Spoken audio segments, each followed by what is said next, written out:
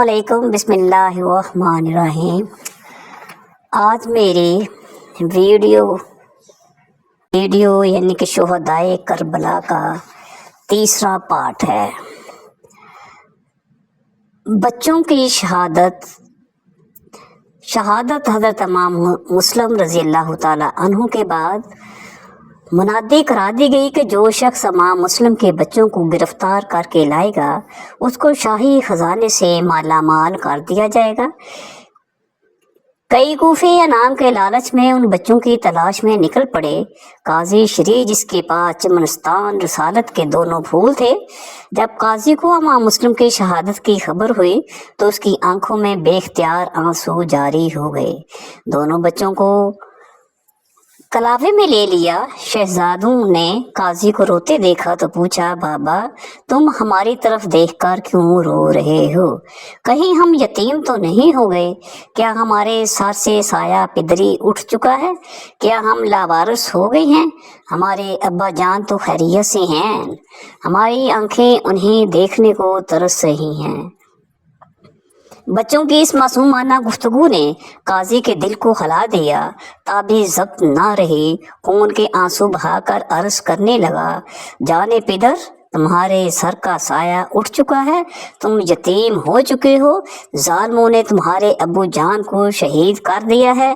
یہ سنتے ہی دونوں ایک دوسرے سے بغل گیر ہو کر اپنی بے کسی اور بے بسی پر اس قدر روئے کہ ملائکہ میں کھلبلی مچ گئی۔ حوران بہشت کے دل لرز گئے۔ قاضی نے دونوں بچوں کو سینے سے لگایا اور کہا، یہ رونے کا وقت نہیں، اس لیے کہ ابن زیاد نے تمہاری تلاش میں اپنے آدمی چھوڑ رکھے ہیں، وہ تمہاری آہو فغان سن کر تمہیں پکڑ کر لے جائیں گے۔ بچے خاموش ہو گئے۔ اسے شام بیرون دروازہ اراکین سے کارواں مدینہ منورہ جا رہا تھا۔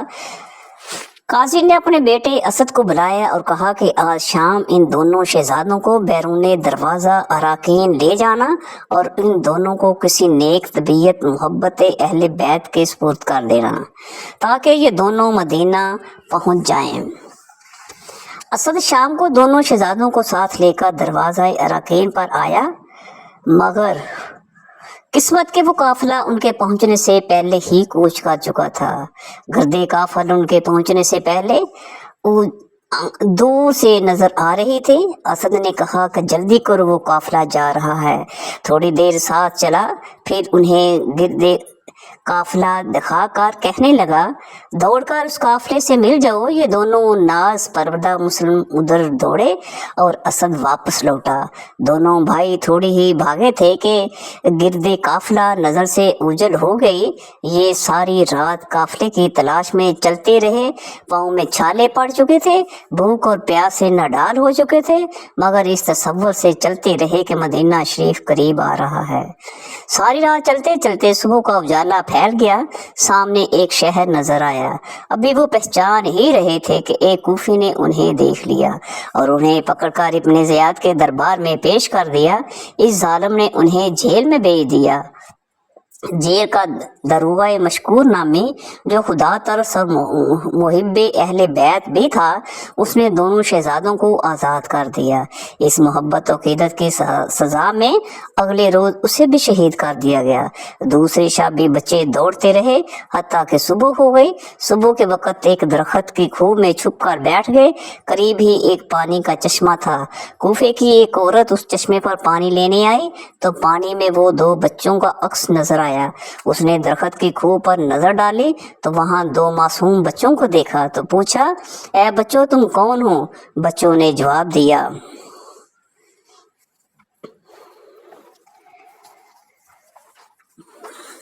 اس عورت نے کہا کہ اے پیارے بچوں، میں خادمہ ہوں۔ وہ عورت بھی محب اہل بیت ہے، اور میرے ساتھ چلو، میں تمہیں اس کے پاس لے چلتی ہوں۔ یہ عورت ان شہزادوں کو حارث کے گھر لے گئی۔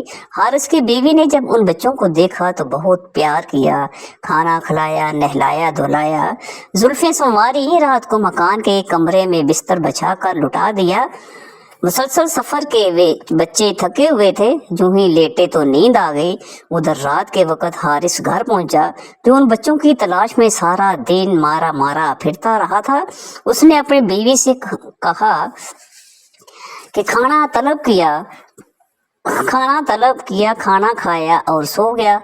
रात गुजर रही थी कि बड़ा भाई रोता हुआ उठा और छोटे भाई को जगाया और कहा, ले ओ वीर हवाले रब दे आमिल ले एक वारी दूहां दी हुन जन्नत वल्ले लगी हुन तैयारी। छोटे ने रोते हुए बड़े भाई से कहा कि ये आप मुझे क्या कह रहे हैं? क्या आप भी मुझे अकेला छोड़कर कहीं जा रहे हैं? मुझे मदीना शरीफ कौन पहुंचाएगा? मैं रोऊंगा, मुझे चुप कौन कराएगा? ए भाई, क्या आप मुझसे नाराज हो गए हैं? क्या मुझसे कोई गलती हो गई है? बड़े भाई ने कहा, ए प्यारे भाई, ये नहीं जो तुम समझ रहे हो, बल्कि मैंने अभी अभी एक ख्वाब देखा है कि अब्बा जान और नाना जान अमामुल अंबिया सल्लल्लाहु अलैहि वसल्लम जलवाए अफरोज हैं। आका अलैहिस्सलातु वस्सलाम ने फरमाया, ए मुस्लिम, तुम तो हमारे पास आ गए हो। अपने बच्चों को किस किस पुर्द करके आए हो? अब्बा जान ने अर्ज किया, या रसूल अल्लाह, वो भी अभी हाजिर हो रहे हैं। इधर ये बातें हो रही थी, उधर हारिस ने बच्चों के रोने की आवाज सुनी तो उठकर बैठ गया और अपनी बीवी से पूछने लगा कि ये रोने की आवाज सुनी तो उठकर बैठ गया और अपनी बीवी से कहने लगा कि ये रोने की आवाज कहाँ से आ रही है? बीवी सहम गई और कुछ जवाब ना दिया। बेदीन हारिस खुद उठा और चिरागे रोशन करके ढूंढता हुआ मकान के उस कमरे के दरवाजे पर पहुंचा जहां ये दोनों बच्चे अब्बा अब्बा कहकर रो रहे थे। हारिस ने पूछा, तुम कौन हो? उन्होंने उस जगह को अपने मुहिब्बों को घर समझ रखा था, इसलिए साफ साफ कह दिया कि हम फर्जंदाने मुस्लिम हैं। रो के कहने लगे, सैयद भी हैं, मासूम भी हैं, बेपिदर भी हैं, मुसाफिर भी हैं, मजलूम भी हैं। हारिस बेदीन ये सुनकर गुस्से से भर गया। गजबनाक होकर कहने लगा, आज दिन भर मैं तुम्हारी तलाश में रहा, यहाँ तक कि मेरे घोड़े ने भी जान दे दी और तुम मजे से मेरे ही घर में आराम कर रहे हो। फिर गजबनाक आवाज से बच्चों को अपनी तरफ बुलाया। कत्ल के खौफ से उठे न अली के प्यार है। इस तवक्कुफ पे सितमगर ने तमाचे मारे। 10 बेवारिद ने एक भाई का बाजू खींचा, दूसरे भाई का एक हाथ से गीसू खींचा। इस तरह के पूरे पुरजे हुए करते सारे मुंह के बल गिर पड़े वो बुर्रे शरफ के तारे। या हुसैन इब्ने अली इकने बासद यास किया।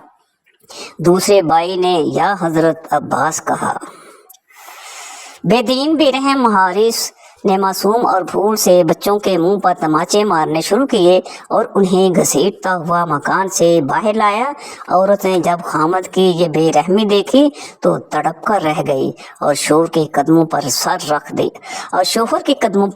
रख दिया और रोती हुई कहने लगी, ए जालिम, ये बाग अहले बैत के फूल हैं, इन पर रहम फरमा। मोमना दौड़ी ये कहती हुई, बा आहो बका ना रहे जो तेरा शिल हो अभी दस्ते जफा। हारिस की बीवी बच्चों को बचाने के लिए जो कुछ भी कर सकती थी कर गुजरी। उसने हर तरीके से उस खूनी दरिंदे से बच्चों को बचाना चाहा, लेकिन वो कामयाब ना हो सके। बदबख्त दोनों बच्चों को फरात के किनारे ले गया। फिर खबीस ने तलवार खींची और गुलशन मोहम्मदी के दोनों फूलों की तरफ बढ़ा। जब शहजादों ने तलवार को देखा तो अबू मुस्लिम याद आ गए, माँ का प्यार याद आ गया। हाय अब्बा जान, हमें जालिम शहीद करने को तैयार हो चुका है। फिर हारिस से कहने लगे, हमारी यतीमी और गरीबी पर रहम कर, हमारी बेकसी दूरमांदगी पर तरस खा, ऐ बदनसीब हमारी आजिज़ी बेबसी पर नजर कर। वो कहने लगा, मेरे दिल में रहम है ही नहीं, और फिर वो छोटे साहबजादे का सर काटने के लिए आगे बढ़ा। आखिरकार इस लाइन बेदीन ने तलवार का वार करके बड़े भाई का सर तन से जुदा कर दिया। छोटे भाई ने तड़पता हुआ लाशा देखा तो कलावे में ले लिया और रो रो कर अब्बा अब्बा जान को पुकारा और कहा, हाय मैं अकेला रह गया, भाई जान मुझे मदीने कौन पहुंचाएगा। कटे हुए गले से बाज़बान हाल ये आवाज़ आई। इतने में जालिम ने दूसरा वार किया और छोटे साहबजादे का भी सर से जुदा कर दिया। इन्ना लिल्लाहि व इन्ना इलैहि राजिऊन। इमाम हुसैन का काफिला हज़रत इमाम मुस्लिम रज़ियल्लाहु ताला अन्हु का ख़त इमाम हुसैन को जूं ही पहुंचा, आप कूफे की तरफ रवाना हो गए। आपका काफिला कूफे के मंजिलें तय करता हुआ चला आ रहा था।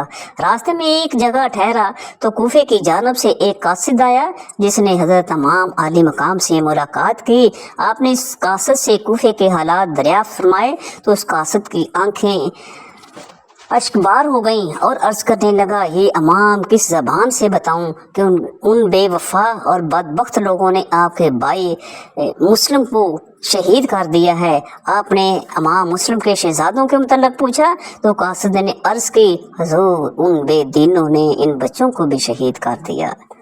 इस खबर के सुनते ही आप खैमों में तशरीफ़ ले गए। आपके सामने इमाम मुस्लिम की साहबजादी आ गई। उसको देखकर आपकी आंखों से आंसू टपक पड़े। हज़रत मुस्लिम की बच्ची ने जब आपको रोते हुए देखा तो कहने लगी, चाचा जान आप मेरी तरफ देखकर ऐसे रो रहे हैं जैसे कोई यतीमों की तरफ देखकर रोता है, कहीं मैं यतीम तो नहीं हो गई। इमाम आली मकाम ने फरमाया, बेटी सब्र करना, आज से मैं तुम्हारा चचा भी हूँ और वालिद भी हूँ।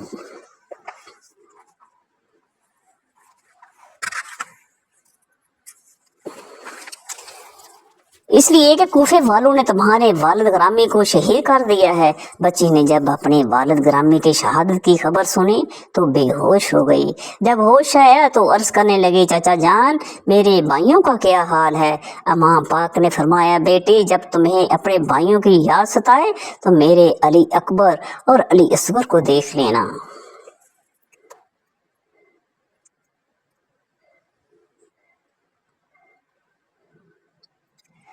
इमाम मुस्लिम और उनके मासूम बच्चों की शहादत की खबर सुनकर अहले बैत में कोहराम मच गया। इमाम आली मकाम ने सब्र की तलकीन फरमाई और कहा कि अभी तो हमें इससे भी बहुत बड़ा इम्तहान देना है। खुदा की रज़ा को कबूल कर लेने के सिवा और कोई चारा कार नहीं। चुनाचे थोड़े वक्फे के बाद हुसैनी काफिला फिर अपने मंजिल की तरफ रवां दवां हो गया। जब कूफा दो मंजिल पर था तो आपकी मुलाकात हुर बिन रियाही से हुई। उसके साथ 1000 की तादाद में सिपाही जजीर थी। दौरान मुलाकात उसने इमाम अली मकाम की खिदमत में अर्ज़ की कि हुज़ूर मुझे इब्ने ज़ियाद ने आपकी गिरफ्तारी के लिए भेजा है। इमाम अली मकाम ने फरमाया, ए हुर क्या तुम्हें मालूम है कि हम यहाँ खुद नहीं आए बल्कि अहले कूफा के बार बार इसरार पर आए हैं। उन्होंने हमें बुलाने के लिए पे दर पे खतूत लिखे, फिर आपने वो खतूत हुर के आगे ढेर कर दिए जो कूफा वालों ने आपको लिखे थे। हुर ने इन खतों से ला इल्मी जाहिर की। इसी असना में नमाज ज़ोहर का वक्त हो गया। हत्ता कि इमाम ने इमामत फरमाई, हुर ने भी उनकी इक़्तिदार में नमाज पढ़ी। आखिरकार रात की तारीकी छा गई। हुर ने अर्ज़ की, या इमाम आप रात के अंधेरे में किसी जाए पनाह की तरफ तशरीफ़ ले जाएं और मैं अपने सिपाह को वापस ले जाता हूँ। मुझे मालूम ना था कि आपसे धोखा हुआ है। चुनाचे इमाम अली मकाम ने काफ़िले को चलने का हुक्म दिया। काफ़िला रात भर चलते चलते 2 मुहर्रमुल हराम को एक ऐसे मैदान में पहुँचा जहाँ पहुँचकर सवारियाँ खुद ब खुद रुक गईं। आपने अपने साथियों से पूछा, ये कौन सा मकाम है? उन्होंने बताया, इसे मैदाने मारिया कहते हैं। आपने फरमाया कि इसका कोई और भी नाम है? अर्ज़ किया, हुज़ूर इसको मैदाने करबला भी कहते हैं। आपने ये सुनकर फरमाया, इस मैदान में अपने खैमे नस्ब करो, यही वो मैदान है जहाँ मेरा अली अकबर कुर्बान होगा। कासिम की जवानी लुटेगी, नन्हे अली असगर की खुश्क हल्क में तीर पेवस्त होगा, सैयदा ज़ैनब की गोद खाली हो जाएगी। यही वो मैदान है जहाँ सकीना यतीम हो जाएगी। इमाम ज़ैनुल आबदीन बीमार को बेड़ियाँ पहनाई जाएंगी। औलाद रसूल के सरों को नोक नेज़ा पर चढ़ाया लाया जाएगा, लाशों को बेगोर व कफन रौंदा जाएगा। इमाम अली मकाम की जानसारों ने मैदान करबला में अपने अपने खैमे नस्ब कर लिए। इधर इब्ने ज़ियाद ने उम्र सात को देकर हुकूमत का लालच देकर 22,000 के सिपाह के साथ इमाम पाक की तरफ भेजा और हुक्म दिया कि अगर इमाम हुसैन यजीद की बैत कबूल कर लें तो ठीक है, और ना उनका सर काट कर ले आओ। उमर और साद तमाम लश्कर को लेकर मुकाबले के लिए मैदान करबला में पहुंच गया। मौर्रख हैरान हैं कि तारीख़ आलम में कहीं ये मिसाल नहीं मिलती कि 82 अफराद का मुकाबला करने के लिए 22,000 का लश्कर जर्रार आया हो, जबकि काफिले के अफराद में जवान, बूढ़े, बच्चे और औरतें भी हैं और ये जंग के लिए तैयार होकर भी नहीं आए थे। आखिर वो इन नफूस कुदसिया को अपने दिलो दिमाग में क्या तसव्वुर करते होंगे? उनकी हिम्मत और जुर्रत, शजाअत का क्या नक्शा उनके जहन पर तारी होगा जो उन्होंने इनके मुकाबले में आए और उनकी इतनी बड़ी फौज ला खड़ी हुई, मगर फिर भी उनके हौसले पस्त हो रहे हैं और वो अपने ही दिल में सोच रहे हैं कि वो इन हक के शेरों की ताब कैसे ला सकेंगे। उमर और साथ जब पूरा लश्कर फरात के किनारे उतार चुका तो उसने इमाम अली मकाम से मुलाकात की और कहा कि आप यजीद की बैत कर लें। आपने फरमाया, ए उमरू, अगर मैंने यजीद की बैत करना होती तो मदीना मनोरा की पुरकैफ बहारों को ना छोड़ता, मक्का मुकर्रमा को ना छोड़ता, रेगिस्तानों के सफ़र के सौबतों को ना झेलता। मैं किसी भी सूरत में एक फासिक और फाजिर शख्स की बैत नहीं कर सकता। गुफ्तो शनीद का ये सिलसिला 7 मुहर्रमुल हराम तक जारी रहा। उमरू की तरफ से बैत करने का इसरार था, मगर इमाम अली मकाम की जानब से इनकार था। इधर शिमर बिन जिलजूशन इब्ने ज़ियाद का तीसरा हुक्मनामा लेकर वहां पहुंच गया कि ज़ात पर पहरा लगा दिया जाए, फरात पर पहरा लगा दिया जाए। हुसैन के खैमों में पानी की एक बूंद भी न पहुंचे न पाए, मगर इन जालिमों को मालूम ना था।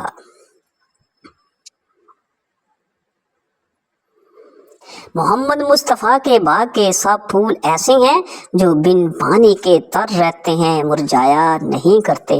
हौज़े कौसर के वाली की आल पाक का पानी बंद हो गया।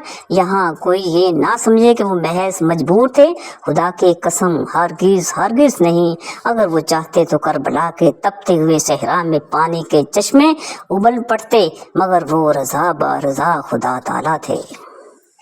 9 मुहर्रम को उमरू ने कहा कि ए इमाम हुसैन, या तो यजीद की बैत कर लो या फिर हमसे लड़ने के लिए तैयार हो जाओ।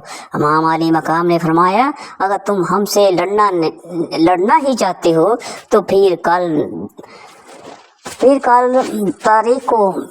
10 तारीख को हमसे लड़ाई कर लेना। ये किसी डर और खौफ की वजह से नहीं, बल्कि हम ये चाहते हैं कि एक रात और बारगाहे खुदाबंदी में सरबसजूद हो जाएं, कुरान करीम के मज़े लूट लें। उमर साद ने रजामंदी जाहिर कर दी और दिल ही दिल में कहने लगा, ठीक है, एक दिन और गुजर जाएगा और उनकी प्यास और शिद्दत इख्तियार कर जाएगी और हमारा काम ज़्यादा आसान हो जाएगा। चुनाचे नामी तारीख का दिन गुजर कर 10वीं रात आ गई। आपने तमाम अजीज़ों अकारब को जमा करके फरमाया कि मैं अपने तमाम साथियों का शुक्रगुजार हूँ कि आप लोगों ने हर मकाम पर मेरा साथ दिया। हमारी जान सारी अब वफा शारी पर तारीख़ आलम फ़ख्र और नाज करती रहेगी। आज ये सैदी लश्कर मेरे खून का प्यासा है। रूस सिपाहियों के सिपाह अजीम का तुम्हारे साथ कोई सरोकार नहीं। अगर वो बैत मांगते हैं तो मेरी, अगर सर मांगते हैं तो मेरा। इसलिए मैं तुम सबको बाखुशी